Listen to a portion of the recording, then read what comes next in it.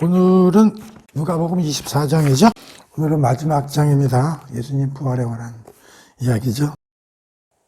첫 번째 이야기는 부활의 아침 1절에서 12절까지의 이야기죠. 부활하신 첫 새벽 아침에 관한 이야기인데 한번 읽어보겠습니다. 안식 후에, 안식 그 다음 날이죠. 안식 후 첫날 새벽에 이 여자들이 그 준비한 향품을 가지고 무덤에 가서 돌이 무덤에서 굴려 옮겨진 것을 보고 들어가니 주 예수의 시체가 보이지 아니하더라.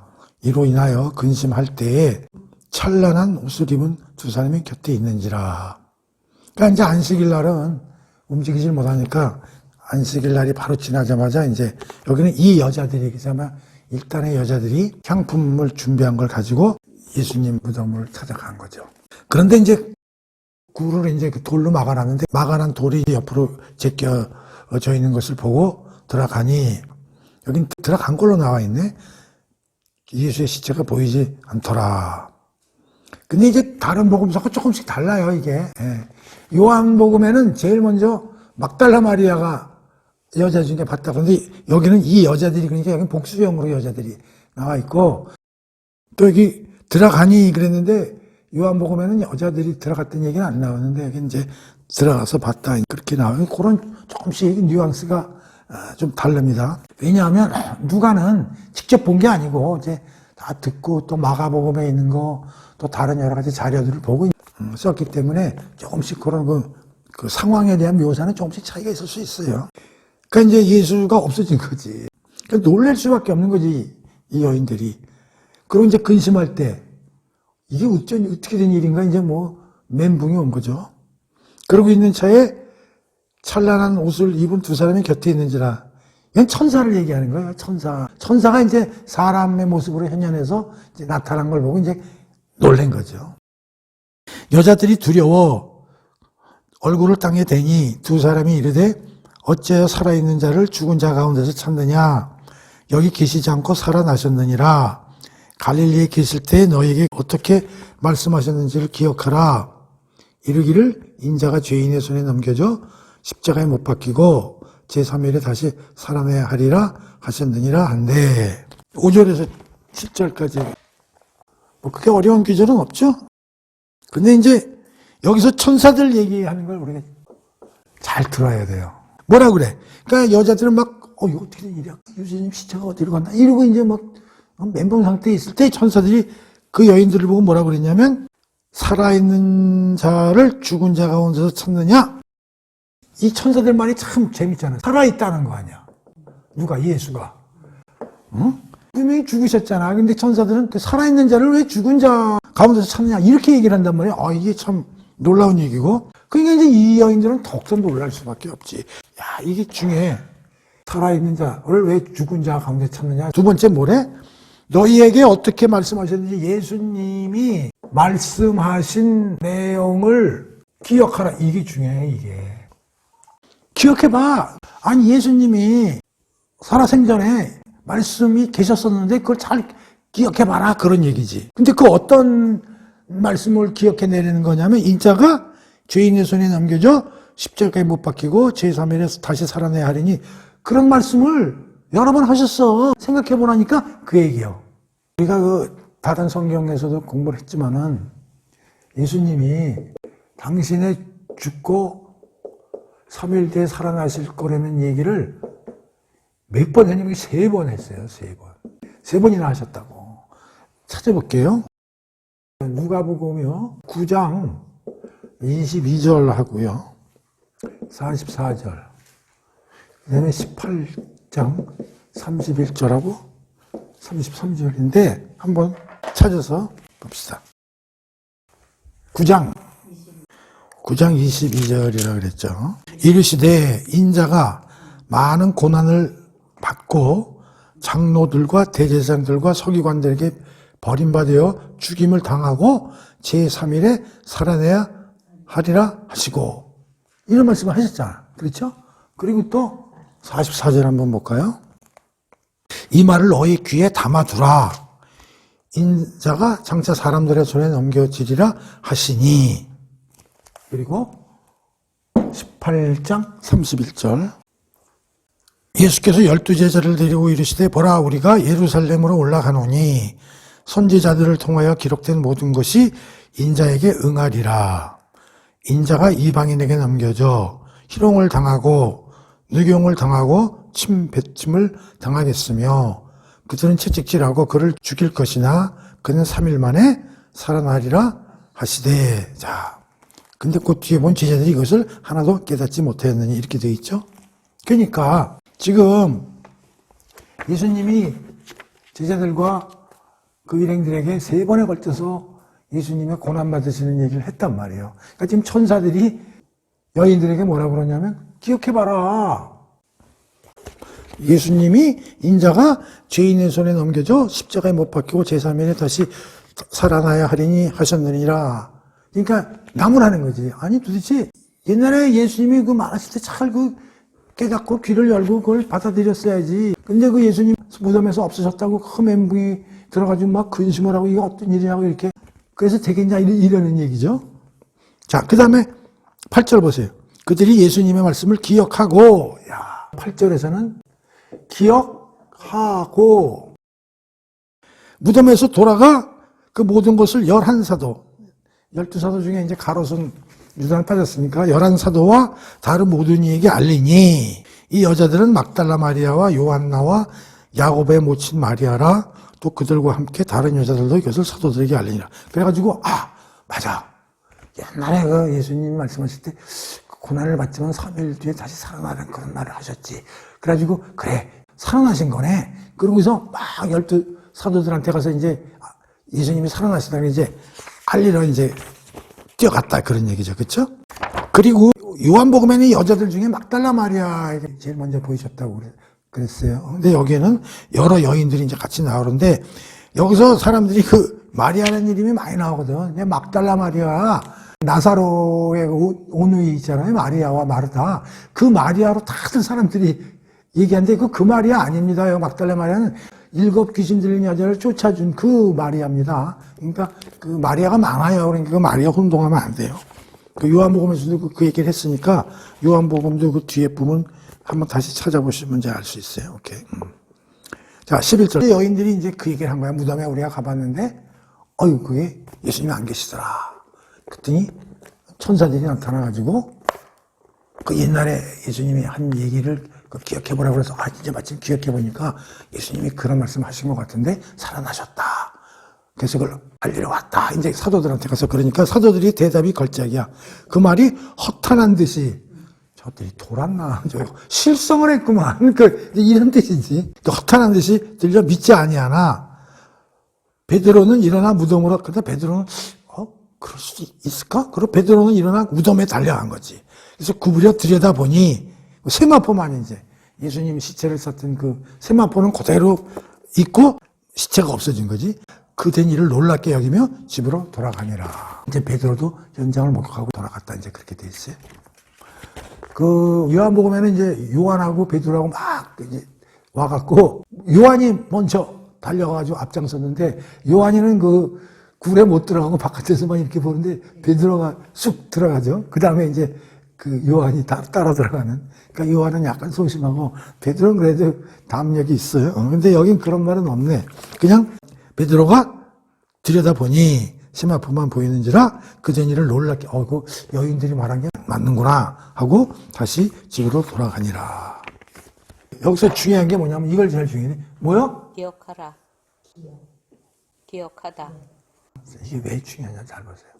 예수님이 부활한 상황이잖아요. 근데 이 여인들도 그렇고요. 베드로도 그렇고 지금 와서 현장을 목격했죠. 근데 목격을 했는데 여기 세마포만 있고 예수님의 시신은 사라지고 없는 걸 현장을 목격했잖아. 그런데 여기서 중요한 건 뭐냐면 이 천사가 말한 게 기가 막힌 말이에요. 잘 들어야 돼요. 여기서 기억하라. 뭘 기억하는가? 예수님의 말씀을 기억하라. 그러니까 우리 기독교인이나 이 현장을 목격한 사람도 진짜 예수님이 부활했느냐 안 했느냐는 뭘 보고 확인이 되는 거냐면 부활 여부는 눈으로 현장을 목격한 것보다도 말씀을 믿을 때에 진짜 부활했는지 안 했는지를 말씀으로 우리가 믿음으로써 그게 부활 여부를 우리가 믿게 되는 것이지, 현장을 목격했다 그래가지고 믿게 되는 게 아니라는 사실이 굉장히 중요해요. 요 다음에도 또 이런 얘기가 나오니까 자, 한번 보도록 하고요. 자, 그래서 이제 부활 첫날 아침에 여인들과 베드로가 와서 현장을 목격하고 예수님이 살아계심 확인하는 그러한 내용이 되겠고요. 두 번째 이야기는 유명한 얘기죠. 엠마오로 가는 두 제자 이야기. 13절에서 35절까지 읽어보겠습니다. 그날에 그들 중 둘이, 여기 그들 중이라는 건 제자들을 얘기하는 거예요. 그 제자들 중 두 사람이 예루살렘에서 25리 되는 엠마오라는 마을로 가면서 이 모든 된 일을 서로 이야기하더라.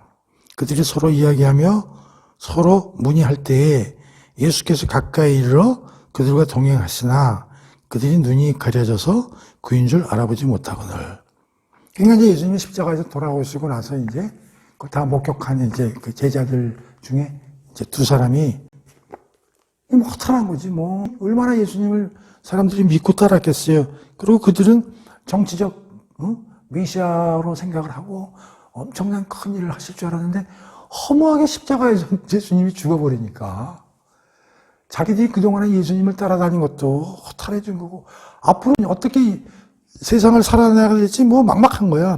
두 사람이 일어난 일을 서로 그냥 주고받고 이제 얘기를 하면서 터덜터덜 엠마오라는 마을로 이제 둘이서 이제 가는데 예수께서 이제 부활하셨으니까 그들 옆으로 이제 싹 가까이 이르러가지고 이제 싹 같이 이제 발걸음을 맞춰서 이제 같이 가시는 거야. 그러나 그들이 옆에서 어떤 사람이 그냥 같이 따라오는 걸만 알지 예수님이라는 건 몰랐다 그런 얘기죠.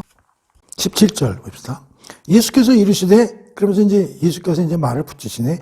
너희가 길 가면서 서로 주고받고 하는 이야기가 무엇이냐? 근데 어디 가면서 뭐 서로 그렇게 얘기를 하는데 뭔 얘기들을 그렇게 하고 있었어요? 딱 묻는 거지. 그러니까 두 사람이 슬픈 빛을 띠고 머물러 서더라. 그러면서 그 한 사람인 두 사람 중에 한 사람이 글로바라는 친구 모양인데 글로바라 하는 자가 대답해 이르되 당신이 예루살렘 체류하면서도 요즘 거기서 된 일을 혼자만 알지 못하느냐? 아니 지금 예루살렘 온 천지에 지금 모든 게 지금 다 지금 소문이 났는데 못 들었느냐? 참 이상한 사람이네 이런 거야. 그러면서 이제 그들이 어떤 일인지를 얘기를 해주는 거야. 나사렛 예수라는 사람이 그는 하나님과 모든 백성 앞에서 말과 일에 능하신 선지자건을 우리 제사장들과 관리들이 그들을 사형 판결에 넘겨주어 십자가에 못 박았느니라. 우리는 이 사람이 이스라엘을 속량할 자라고 바라노라. 그러니까 이 두 사람이 그 이스라엘을 구원할 사람을 우리 믿었는데 허무하게 거기서 죽으셨다. 그러니까 우리는 그분이 우리 이스라엘을 속량할 분으로 알았는데 여기서 속량이라는 거는 뭐 죄를 속량하고 그런 뜻이 아니라 우리 나라도 없는 이스라엘을 다시 다윗의 왕조를 일으켜줄 그런 분으로 알았는데 그냥 허무하게 죽었다.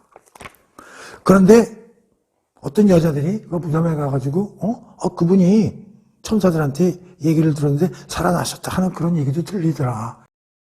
그래서 이제 자기 동료들 중에 몇 사람이 가서 봤는데도 불구하고 예수님이 거기 시신이 없더라. 그러면서도 이들이 지금 엠마오로 내려가는 건 뭐냐면 그걸 안 믿은 거지. 아유, 그거 뭐 허탄하게 어떤 사람들이 얘기한 건데 그 진실이라고 믿을 수도 없는 거지. 그러니까 이 사람들이 이제 그런 거 다 귀에 들리지는 하지만 아유, 설령 그런 일이 벌어졌겠어? 그러면서 이제 내려가는 도중에 예수님을 이제 만나게 된 거죠. 25절 이르시되 미련하고 선지자들이 말한 것을 마음에 더디 믿는 자들이요 그리스도가 이런 고난을 받고 자기의 영광에 들어가야 할 것이 아니냐 하시고 이에 모세와 선지자의 글로 시작하여 모든 성경에 쓴 바 자기에 관한 것을 자세히 설명하시느라. 그랬더니 예수님이 뭐라고 그러냐면 야 이 미련한 사람들아 자네들은 도대체 구약도 읽어보지 않았느냐. 모세와 모든 선지자의 글, 이 구약 성경이죠. 그렇죠? 그러니까 모세나 모든 선지자들이 뭐라고 그랬어. 그러면서 거기에 자기에 관한 것을 자세히 설명하시더라. 그 여기서 굉장히 중요한 게 27절이죠. 예수께서 설명을 해주신 거야. 그 제자들한테. 뭘 설명을 해줬냐면 그 이야기죠. 그러니까 모세, 선지자들이 와서 얘기하고 남겨놓은 그 글에 자기에 관해서 쓰여 있는 내용을 풀어서 설명해 줬다는 거지, 예수님이. 그러니까 여기서 우리가 뭘 알 수 있어요? 이 구약에는 예수님에 관한 얘기들이 많이 쓰여 있다는 얘기잖아요. 그렇죠? 예수님 말씀에 의하면. 그걸 하나씩 다 풀어서 설명해 줬다는 얘기 아니에요. 그렇죠? 그러니까 우리도 구약 성경에서 예수에 관한 걸 잡아내지 못하면 헛읽은 거죠. 그렇죠? 헛 공부한 거고. 28절이요. 그들이 가는 마을에 가까이 가매. 이제 엠마오로 도착해야 되는 마을, 그 두 사람이 거의 다 온 거야. 두 사람은 이제 그 마을 근처에서 숙식을 하려고 그러는 모양이죠. 근데 예수님 이제 더 가려고 그러시니까 그들이, 이제 여기쯤 해서 오늘 묵어 가시죠. 우리와 함께 유하시는 게 어떻습니까? 이제 그렇게 이제 얘기를 권한 거야. 이제 날이 기울어지니까. 그래가지고 이제 예수님하고 그 두 제자들하고 함께 유하러 들어가신 거예요. 그러니까 어느 이제 숙소에 이제 유하게 된 거지. 그래서 이제 예수님하고 두 제자들하고 이제 같이 하룻밤을 지내게 이렇게 됐다. 그런 얘기요. 30절. 그러니까 이제 그들과 함께 저녁을 아마 먹게 되는 모양이에요. 그때 떡을 가지고 축사하시고 떼어 그들에게 주시니 그들의 눈이 밝아져 그인 줄 알아보더니 예수는 그들에게 보이지 아니하시는지라. 재밌죠? 30하고 31절인데. 근데 저녁을 그냥 드시면서 또 떡을 가지고 축사하시고 떼어 이런 말이 나오잖아요. 이거 많이 들었죠? 제자들하고 성만찬 하실 때 떡 가지고 띄고 축사하고 떠서 이건 내 살이요 몸이요 이렇게 얘기를 하셨잖아. 이날도 제자들하고 지금 뭘 하시는 거야? 성만찬 하시는 거예요.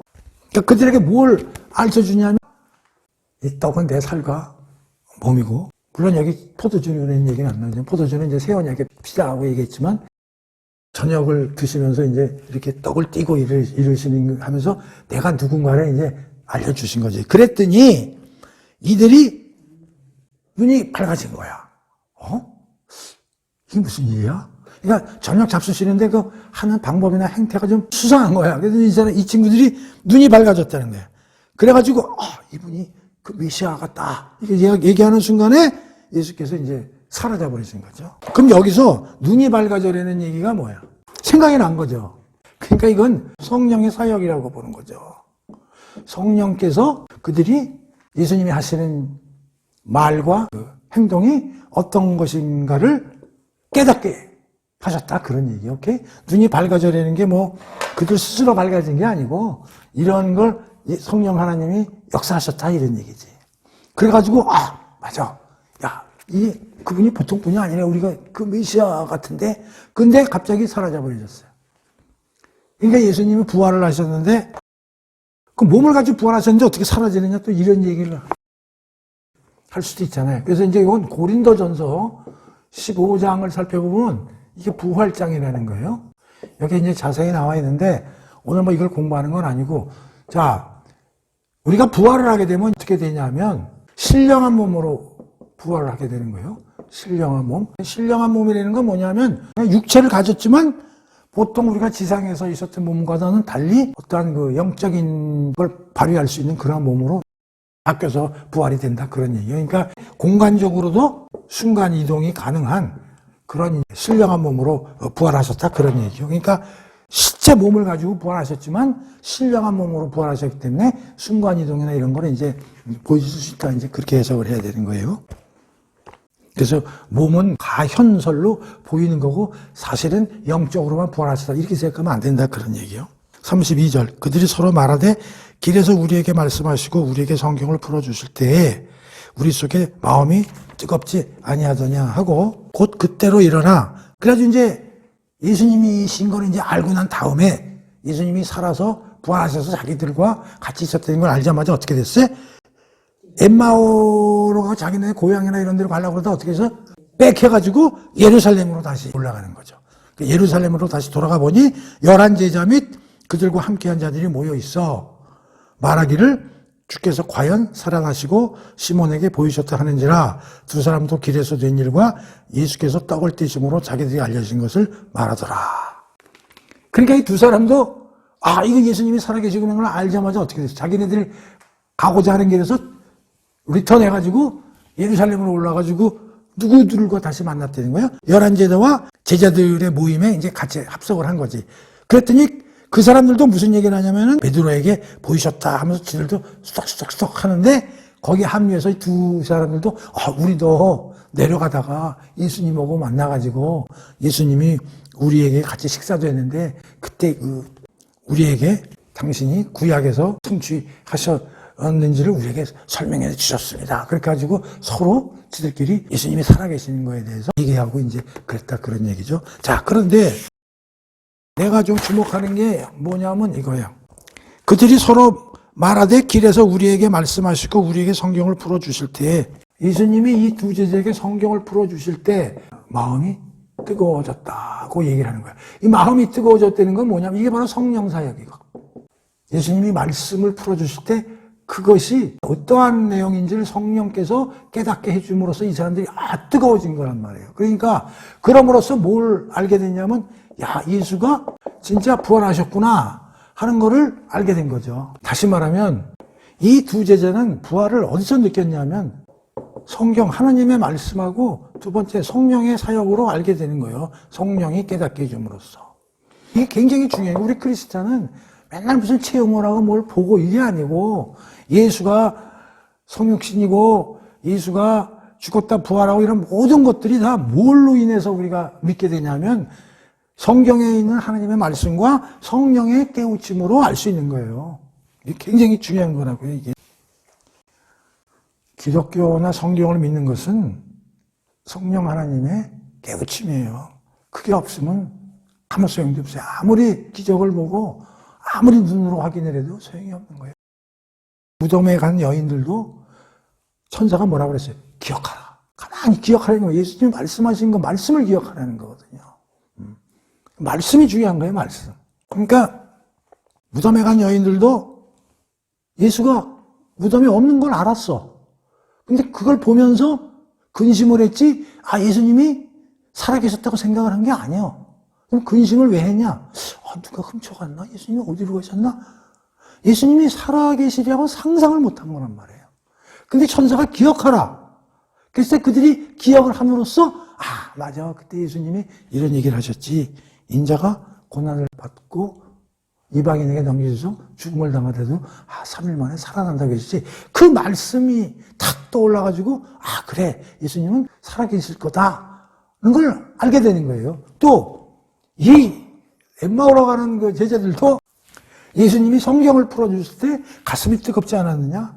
하나님 말씀과 성경의 깨우침으로 예수님이 부활하고 살아계심을 확실하게 믿는 거거든요. 그러니까 우리가 예수님이 무슨 일을 하셨다, 죽었다, 살아났다, 이 모든 것들을 어떻게 우리가 믿게 되냐면 말씀과 그 말씀이 적혀 있는 게 성경 공부하고 그거를 성령님이 깨우쳐 주실 때 그걸 확실하게 믿음으로 가지고 갈 수 있다. 그러니까 다른 걸 통해서 예수를 믿고 하나님을 믿고 하실 생각을 하지 말라라. 그런 얘기 굉장히 중요한 거예요. 그게 엠마오로 가는 두 제자 이야기 중에서 가장 신경 써서 공부를 해야 되는 대목이고 부활하는 아침에 여인들이 무덤가에 찾아갔을 때 예수가 살아계심을 어떻게 그들도 믿게 되었냐면 천사들이 기억해봐라 라는 거에 의해서 믿게 되고 깨닫게 됐다는 거예요. 이게 다른 복음서에는 잘 안 나타나지만 특히 누가복음에서 부활과 관련해서 우리가 공부할 건 바로 이거라는 얘기죠. 예수님의 부활을 뭘 가지고 믿는다? 말씀하고 성령의 깨우침이다. 그게 누가복음의 핵심이고 부활에 관한 내용 중에 누가가 가장 강력하게 의미를 두고 기술한 내용을 우리가 알아야 됩니다. 자, 그 다음에 11 제자에게 나타나신 이제 예수님이죠. 그래서 이제 36절에서 43절. 엠마오로 간 두 제자들 이제 합류해가지고, 이제 예수님 혹시 살아계시다. 이 말을 할 때에 예수께서 친히 그들 가운데 서서 이르시되, 너에게 평강이 있을지어다 하시니, 그들이 놀라고 무서워요. 그 보는 것을 영으로 생각한지라. 그들이 얘기하는데 갑자기 예수님이 나타나셨으니까, 영으로 오셨네? 이게 무슨 영으로 오셨네? 그러면은, 몸은 뭐야? 이건 가연이죠. 진짜 몸은 아니지만, 환상으로 보여진 게 가연이란 말이에요. 이렇게 생각한 거지. 근데 우리가 얘기했지만, 부활은 신령한 몸으로 육체를 가지고 태어나기 때문에, 이런 공간 이동이나 이런 게 가능하다고 생각을 해야 되는데 이들은 아직까지 그걸 생각 못한 거예요. 그러니까 38절 예수께서 이르시되 어찌하여 두려워하며 어찌하여 마음에 의심이 일어나느냐. 의심이 일어나지. 예수님이 갑자기 나타나서 눈에 보이고 말을 하시니까 이거 어떻게 된 거야? 환상적으로 그냥 나타나신 거지 사실은 몸을 입고 나타나신 건 아니지. 이제 이렇게 생각을 하니까 내 손과 발을 보고 나인 줄 알라. 또 나를 만져보라. 영은 살과 뼈가 없으되 너희가 보름과 같이 나는 있느니라. 이 말씀을 하시고 손과 발을 보이시니 야 손하고 발 이거 봐. 나 그냥 살아있을 때 몸 그대로 가지고 있잖아. 이제 이렇게 되는 거지. 마태복음에는 무슨 도마가 예수님이 창에 끓인 옆구리까지 손을 넣어서 이렇게 확인해 보잖아요. 그들이 너무 기쁨으로 41절 아직도 믿지 못하고 놀랍게 여길 때 여기 뭐 먹을 것이 있느냐 하시니 이에 구운 생선 한 토막을 드리니 받으사 그 앞에서 잡수시더라. 근데 여기는 그냥 이렇게 나오는데 요한복음에서는 갈릴리에서 만나게 되시죠. 그래서 이제 제자들이 미리 갈릴리 가서 이제 대기하라고 막달라 마리아에게 전하라고 그러잖아요. 그래서 이제 예수님이 갈릴리 지역의 디베랴 호숫가에 이제 새벽에 찾아가시죠, 예수님이. 그래가지고 거기서 이제 고기 잡는 제자들, 특히 베드로를 이제 불러내셔서 아침을 같이 하시면서 그 유명한 베드로에게 너 나를 사랑하느냐? 세 번 부르시면서 내 양을 먹여라. 이제 그런 말씀을 하시죠. 근데 여기 누가복음에는 그런 얘기는 없고 아주 심플하게 구운 생선 한 토막을 드리니 받으사 그 앞에서 잡수시더라. 이렇게 해가지고 이제 식사하시는 장면이 나와요. 그래서 우리가 얘기했지만 항상 예수님의 식사는 We are family. 그런 뜻으로 우리는 한 식구야. 그런 뜻이고 나는 너희들을 버린 적이 없어. 그런 의미가 강하다고 그랬어요. 그래가지고 이제 11제자를 이제 나타나셔서 그들에게 보이시는 장면. 그리고 당신은 몸은 영적인 게 아니라 신령한 육체를 가진 몸이라는 걸 이제 알려주시고 식사를 하시는 이야기고요. 이제 네 번째는 이제 지상명령이죠. 44, 49. 지상명령은 the, 영어로 말하면 Great Commission. 이 지상명령에 관한 잘 서술되어 있는 것은 마태복음입니다. 마태복음에 보면은 맨 마지막에 멋진 얘기가 나오지 않습니까? 예수님의 아주 강한 명령이시죠. 19절이죠.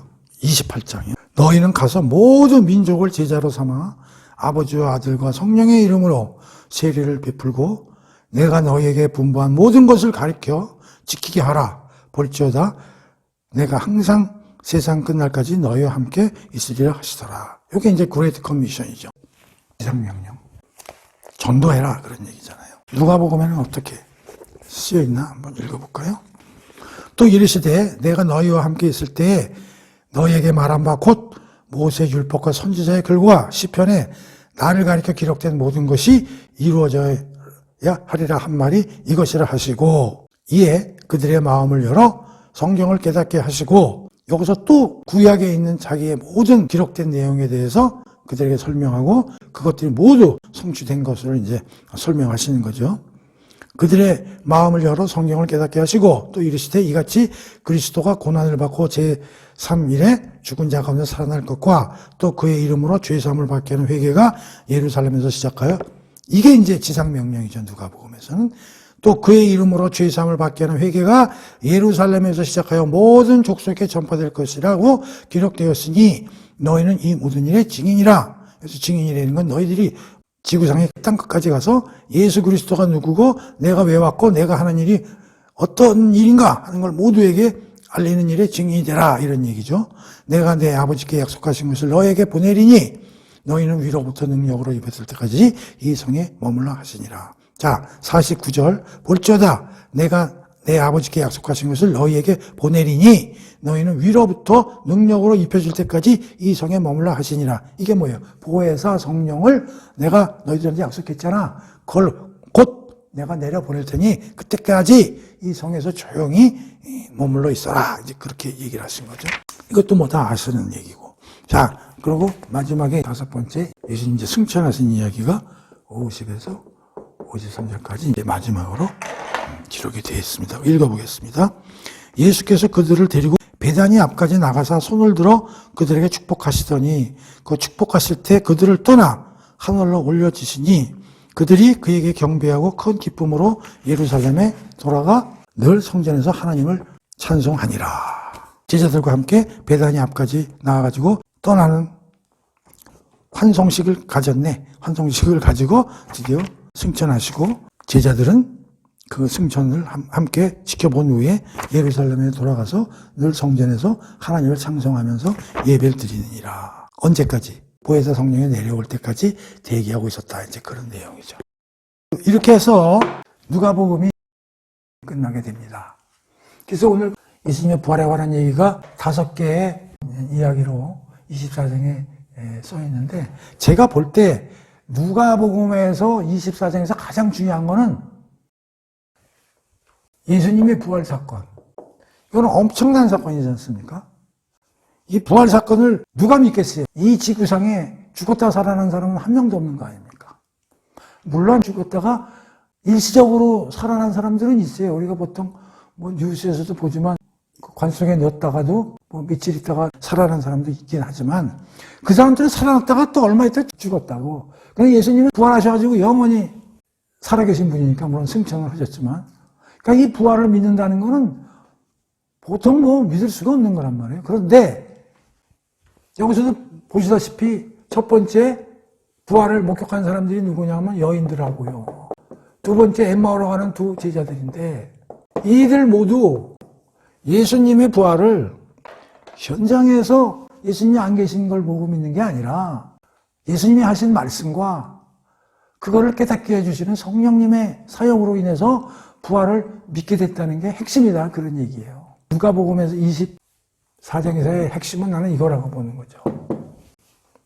그러니까 우리도 부활을 믿느냐 안 믿느냐, 이걸 믿어도 되느냐 안 믿어도 되느냐, 안 믿어도 어쩔 수 없어요. 성령님이 깨닫게 안 해주시면 못 믿습니다.